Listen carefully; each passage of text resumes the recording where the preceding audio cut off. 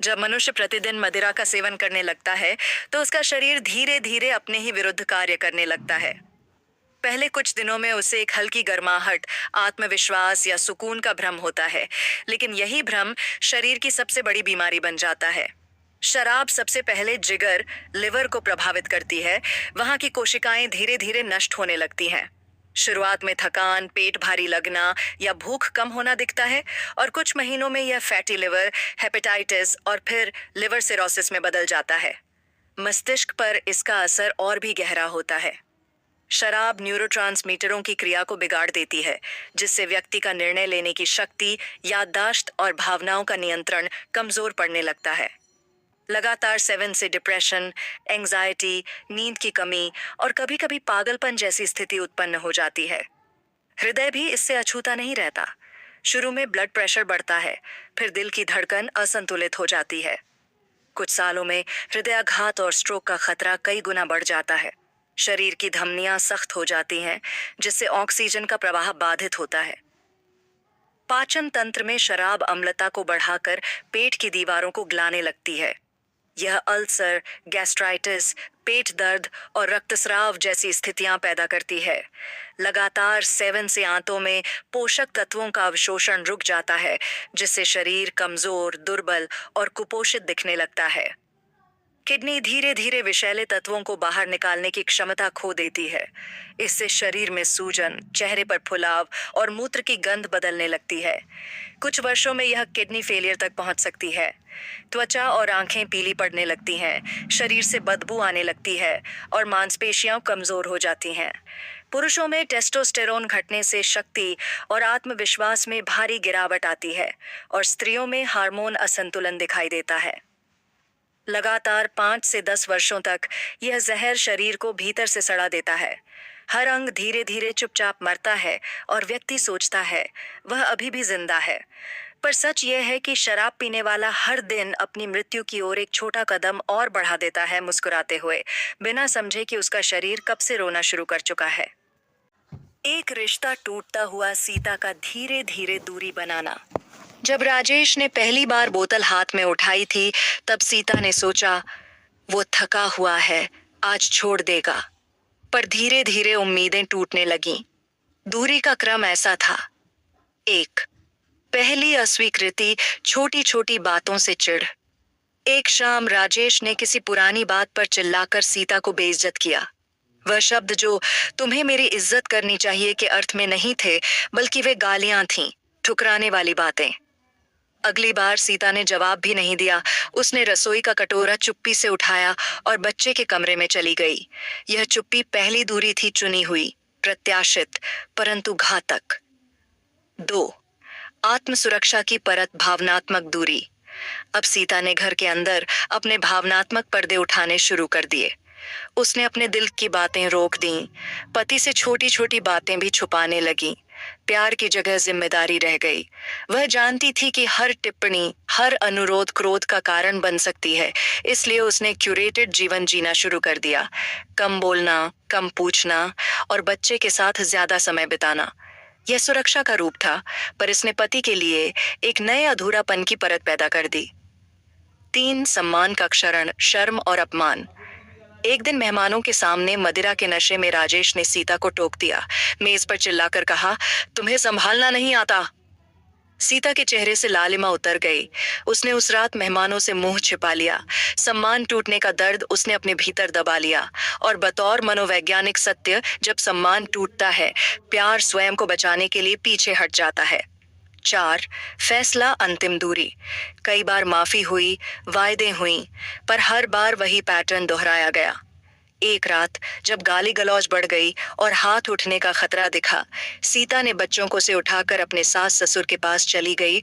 वह दूरी अब स्थायी रक्षा बन गई, पति के साथ रिश्ते के लिए नहीं, बल्कि बच्चों की सुरक्षा के लिए।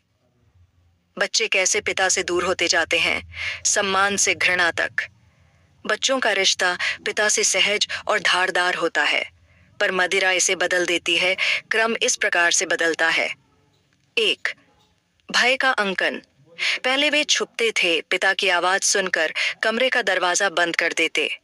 भय छोटी छोटी संदर्भों में लिखने लगता है। पिता का कदम, बोतल की खटखटाहट, दरारती हंसी, ये सब संकेत बन जाते हैं। 2. समझबूझ और आंतरिककरण। बेटा रोहन स्कूल में पिता के व्यवहार को दोहराकर देखता। जब कभी गुस्सा आता, वह चिल्लाता।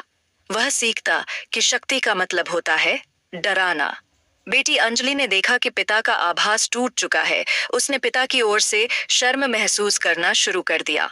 बच्चों के भीतर पिता के प्रति आदर की जगह शर्म और रोष ने जन्म लिया। 3.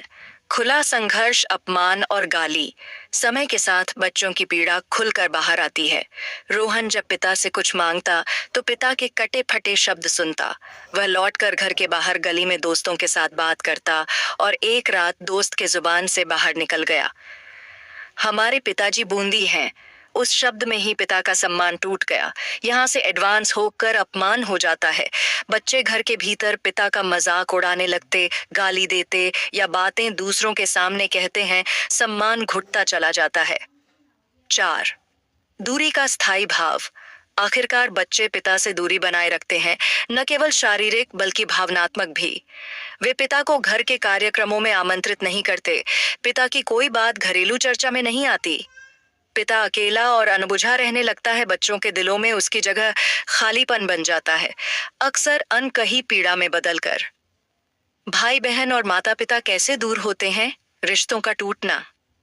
पिता का नशा परिवार के एकमात्र व्यक्ति को तो नहीं काटता, वह पूरे रिश्ते के नेटवर्क को जला देता है। 1.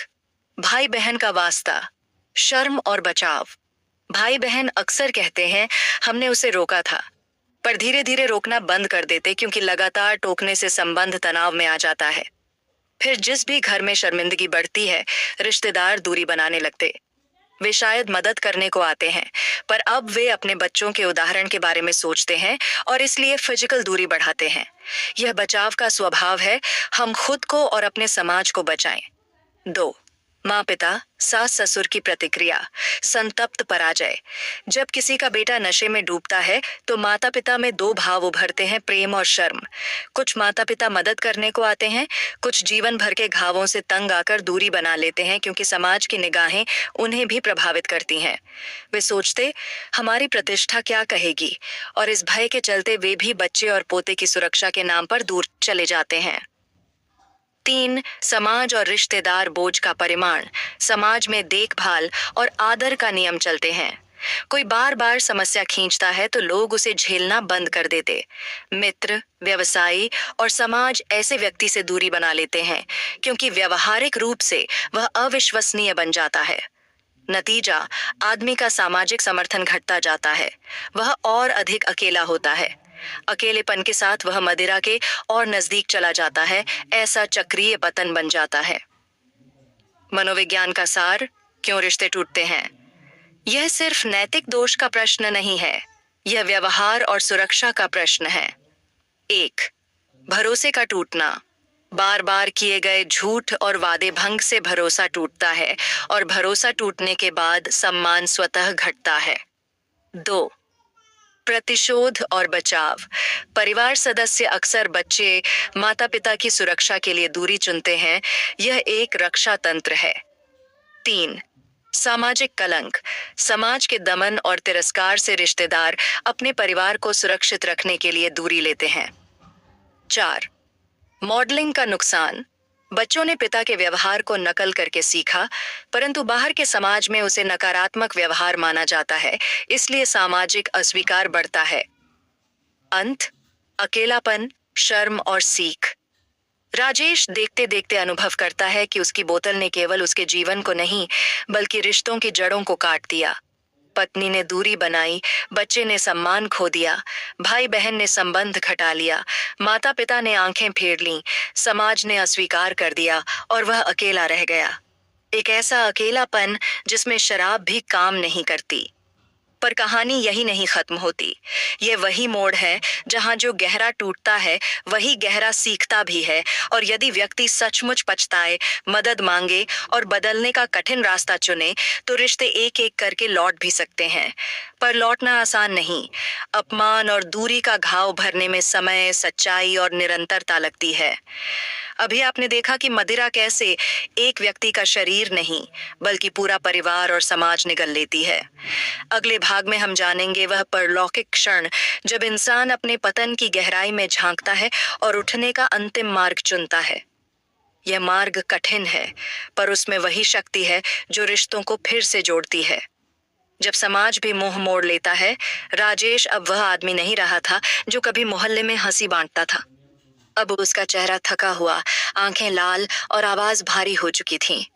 सुबह की चाय की जगह अब शराब की गंध आती थी, और यही गंध धीरे धीरे उसके चारों ओर दीवारें खड़ी करने लगी।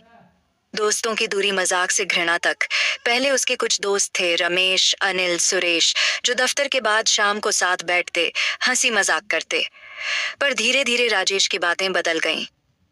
वह अब हर बात में शराब की भाषा बोलने लगा। कभी कहता, चलो थोड़ा पी लेते हैं, सब टेंशन दूर। तो कभी नशे में आकर दोस्तों को ही नीचा दिखा देता। शुरुआत में दोस्तों ने समझाने की कोशिश की, राजेश, जिंदगी यूं बर्बाद मत कर। पर जब हर बार वही नशा, वही बकवास, वही झगड़ा हुआ, तो उन्होंने कॉल उठाना बंद कर दिया, मिलने जाना बंद कर दिया। अब राजेश जब फोन करता तो कोई कह देता, भाई व्यस्त हूं। वह समझ नहीं पाया कि यह व्यस्तता दरअसल उसकी शराबी छवि से बचाव थी। धीरे धीरे वे दोस्त जो कभी साथ हंसते थे, अब उसकी बातों पर पीठ पीछे हंसने लगे। वो तो बर्बाद हो गया यार, अब उसका कुछ नहीं हो सकता। मित्रता जो कभी आधार थी, अब मजाक और दूरी में बदल गई थी। घर में सम्मान का पतन, पिता का डर, पत्नी की शर्म। सीता अब किसी मेहमान के सामने राजेश का नाम तक लेने से डरती थी। जब कोई पूछता, राजेश भाई नहीं दिखे आजकल, तो वह मुस्कुराकर कहती, थोड़ा अस्वस्थ हैं। जबकि सच्चाई यह थी कि वह नशे में गली के मोड़ पर पड़ा था। बेटा स्कूल में पिता का नाम लेने से कतराता था। एक दिन शिक्षक ने पूछा, तुम्हारे पिता क्या करते हैं? तो रोहन ने झूठ बोल दिया, वे बाहर शहर में काम करते हैं। वह नहीं चाहता था कि कोई जाने कि उसके पिता शराबी हैं। बच्चे अब पिता के नाम से नहीं, उससे दूर होकर खुद की पहचान बनाना चाहते थे। वह नाम जो कभी गर्व का कारण था, अब शर्म का प्रतीक बन चुका था। माता पिता की असहायता और अपमान। राजेश के पिता हर बार मोहल्ले में सिर झुकाकर निकलते। कभी कभी पड़ोसी कहते, आपका बेटा तो रोज नशे में दिखाई देता है। तो बूढ़े पिता सिर्फ इतना कहते, बच्चे से गलती हो गई है। पर आंखों में पानी उतर आता। माँ ने पूजा करना बंद कर दिया। कहती, अब भगवान से क्या मांगू? जिस बेटे के लिए सब किया, वह तो खुद अपने ही कर्मों से मिट रहा है। धीरे धीरे पड़ोसी भी उनसे दूरी बनाने लगे। किसी शादी ब्याह में निमंत्रण आता तो कहते, राजेश कहीं गड़बड़ न कर दे। इसलिए लोग अब पूरे परिवार को बुलाना बंद करने लगे। परिवार की इज्जत एक व्यक्ति के व्यवहार से धूल में मिल चुकी थी। दफ्तर और समाज में गिरती छवि। कभी राजेश अपने दफ्तर में मेहनती कर्मचारी था, लेकिन अब वह देर से आता, शराब की गंध के साथ। सहकर्मी फुसफुसाते, देखो फिर पीकर आया है। बॉस ने कई बार चेतावनी दी, पर जब सुधार नहीं हुआ तो उसका ट्रांसफर कम रैंक पर कर दिया गया। फिर एक दिन उसे नौकरी से निकाल दिया गया। कारण अनुशासनहीनता और नशे की आदत। अब समाज में उसका नाम जुड़ चुका था, वो शराबी आदमी। किसी को फर्क नहीं पड़ता कि वह अंदर से टूट चुका है। समाज दया नहीं करता, वह दूरी बनाता है। रिश्तेदारों का मुंह मोड़ लेना। पहले रिश्तेदार कहते, राजेश को समझाओ। फिर कहने लगे, हमें इससे क्या लेना देना। अब जब कोई पारिवारिक कार्यक्रम होता तो सीता अकेले बच्चों के साथ जाती। राजेश को बुलावा तक नहीं आता। रिश्तेदारों के मन में एक डर बैठ चुका था, वो आएगा तो माहौल खराब करेगा। ये वाक्य किसी भी मनुष्य के सम्मान को अंदर तक तोड़ देता है। अब वह सिर्फ एक नाम नहीं, बल्कि एक बदनाम चेहरा बन गया था। वह जहां भी जाता, लोग चुप हो जाते, कहीं आंखें चुराते, कहीं ताने कसते। मनोवैज्ञानिक रूप से क्या होता है? यह सब सिर्फ सामाजिक प्रतिक्रिया नहीं, मस्तिष्क और व्यवहार का परिणाम है। जब व्यक्ति शराब के प्रभाव में रहता है तो उसके मस्तिष्क के प्रीफ्रंटल कॉर्टेक्स यानी निर्णय लेने वाले हिस्से कमजोर पड़ जाते हैं। वह दूसरों की भावनाएं नहीं समझ पाता। स्वयं केंद्रित सोच बढ़ती है। इसी कारण रिश्ते टूटते हैं। लोग सोचते हैं वह बुरा इंसान है, पर असल में वह नियंत्रण खो चुका इंसान है। पर समाज इन बातों को नहीं समझता। समाज उसे गिरा हुआ कहता है, और यही शब्द उसके भीतर और अधिक अंधकार पैदा करते हैं। अकेलापन अंतिम सजा। अब राजेश के पास न दोस्त थे, न परिवार, न इज्जत। बोतल उसकी एकमात्र साथी रह गई थी। वह रात को खिड़की से बाहर देखता और सोचता, क्या कोई लौटेगा? लेकिन जवाब हमेशा वही होता, सन्नाटा। बाहर समाज की रोशनी जलती रहती, पर उसके कमरे में केवल धुंध और गंध थी। वह उस दिन समझ पाया, शराब ने उससे केवल होश नहीं छीना, बल्कि हर वो रिश्ता छीन लिया जो उसे इंसान बनाता था। अभी आपने देखा कि मदिरा केवल शरीर को नहीं, बल्कि पूरे परिवार, समाज और आत्मसम्मान को निगल लेती है। पर क्या यह अंत है? अगले भाग में देखिए, जब वही मनुष्य पश्चाताप की ज्वाला में जलकर स्वयं को और अपने परिवार को फिर से उठाने की राह खोजता है। क्या मैं अब इसी के अगले भाग में दिखाऊं कि कैसे राजेश पश्चाताप, जागरण और पुनर्जन्म की राह पर चलता है? वह किस तरह अपने टूटे रिश्तों को जोड़ने की कोशिश करता है, और कैसे धीरे धीरे समाज उसे फिर से स्वीकार करता है। यानी पुनर्जन्म उद्धार का भाग। उद्धार जब राख से आत्मा उठती है। रात ठंडी थी। दीवारों पर मकड़ी के जाले थे, टेबल पर अधूरी बोतल और बिस्तर पर थकी हुई आत्मा। राजेश आधी रात को उठ बैठा। सिर भारी था, पर मन और भारी। उसने दर्पण में खुद को देखा और पहली बार अपनी आंखों से सवाल पूछा, क्या यही हूं मैं?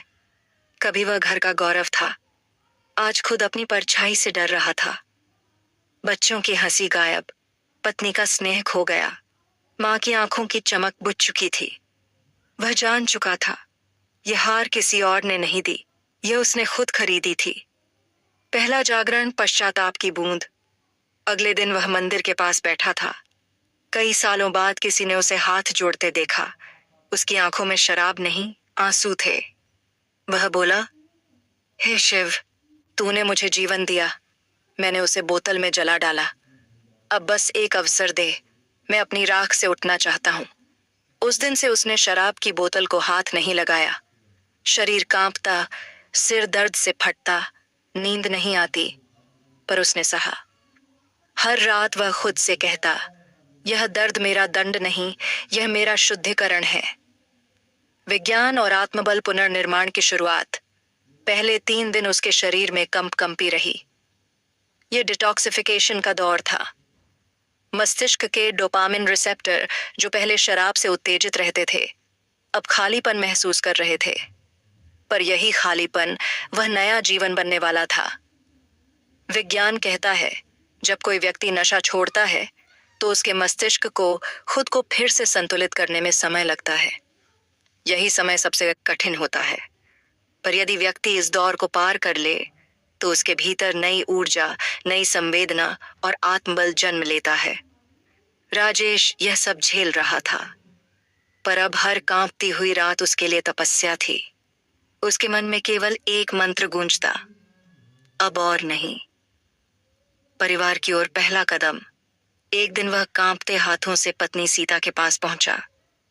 दरवाजे पर खड़ा रहा, कुछ बोल नहीं पाया। आंखों से आंसू टपक पड़े। सीता ने दरवाजा खोला। पहले तो चौंकी, पर फिर उसने पति की आंखों में वह सच्चा पछतावा देखा, जो वर्षों की दूरी को पिघला देता है। राजेश बोला, मुझे माफ कर दो। मैंने नशे में घर नहीं, दिल भी तोड़ दिया। मुझे अब किसी बोतल की नहीं, तुम्हारे विश्वास की जरूरत है। सीता चुप रही, बस धीरे से बोली, राजेश, विश्वास बोतल में नहीं मिलता, वह कर्म से बनता है। साबित करो, तब मैं यकीन करूंगी। यह वाक्य उसके लिए शक्ति बन गया। उसने नशे को त्यागने की कसम खाई, किसी दिखावे के लिए नहीं, खुद के पुनर्जन्म के लिए। बच्चों का बदलता हृदय। शुरू में बच्चे पिता से दूर ही रहते, पर धीरे धीरे उन्होंने बदलाव देखा। अब पापा सुबह शराब की नहीं, दूध की गंध लेकर उठते। रात में बड़बड़ाने के बजाय कहानियां सुनाते। पहली बार बेटे ने पास आकर कहा, पापा अब आप अच्छे लगते हो। यह एक वाक्य था जिसने राजेश के भीतर आत्मविश्वास की नदी बहा दी। वह समझ गया, पैसा नहीं, यही असली संपत्ति है। समाज में सम्मान की वापसी। कुछ महीनों बाद वह अपने मोहल्ले के मंदिर गया। लोगों ने पहले तो दूरी बनाए रखी, पर जब उन्होंने देखा कि राजेश अब नशे में नहीं, सेवा में लगा है, तो धीरे धीरे नजरिया बदला। अब वह मंदिर में रोज फूल चढ़ाता, बच्चों को पढ़ाता और मोहल्ले में लोगों की मदद करता। लोग कहते, वह तो अब बदल गया है। एक दिन उसके पुराने दोस्त रमेश ने दरवाजा खटखटाया। कहा, भाई तूने कर दिखाया। राजेश मुस्कुराया। नहीं रमेश, मैंने कुछ नया नहीं किया, बस वो छोड़ा जो मुझे खुद से दूर कर रहा था। आध्यात्मिक परिवर्तन, आत्मा का पुनर्जन्म। धीरे धीरे राजेश ने ध्यान और योग शुरू किया। हर सुबह वह सूर्योदय के साथ बैठता और अपने भीतर के अंधकार से संवाद करता। वह समझ चुका था, मदिरा शरीर में नहीं, मन में होती है। जब मन भ्रम में होता है तो व्यक्ति उस खालीपन को भरने के लिए नशे की ओर भागता है, पर जब मन शिव में टिक जाता है तो वही खालीपन शांति का सागर बन जाता है। वह अब दूसरों को समझाता, शराब छोड़ना मुश्किल नहीं, खुद को समझना मुश्किल है। जब तुम खुद को जान लोगे तो नशे की कोई जरूरत नहीं बचेगी। परिवार में फिर से उजाला। एक शाम माँ ने मंदिर में दीपक जलाया और कहा, आज घर में फिर से रोशनी आई है। पत्नी ने मुस्कुराकर कहा, अब यह घर नहीं, आश्रम लगता है। बच्चे पिता के गले लग गए। राजेश ने उस रात बोतल की जगह तुलसी के पौधे में पानी डाला और कहा, अब मेरी प्यास बुझती नहीं, अब मेरी आत्मा सींची जाती है। अंतिम संदेश शिव की वाणी में। जो नशे में खोया वह खुद से भागा, जो जाग गया वह परमात्मा को पा गया। मदिरा मनुष्य की परीक्षा है, वह गिराता नहीं, दिखाता है कि तुम कहाँ खड़े हो। जिस दिन तुम यह समझ गए, उसी दिन तुम्हारा पुनर्जन्म हुआ। अभी आपने देखा कैसे एक मनुष्य अपनी ही राख से उठ खड़ा होता है जब भीतर शिव की आवाज जागती है। अगले ग्रंथ में हम जानेंगे आत्मशक्ति क्या है, कैसे मनुष्य अपने भीतर के नशों को बिना मदिरा के मिटा सकता है और अपने जीवन को तपस्या में बदल सकता है। Like, share, and subscribe.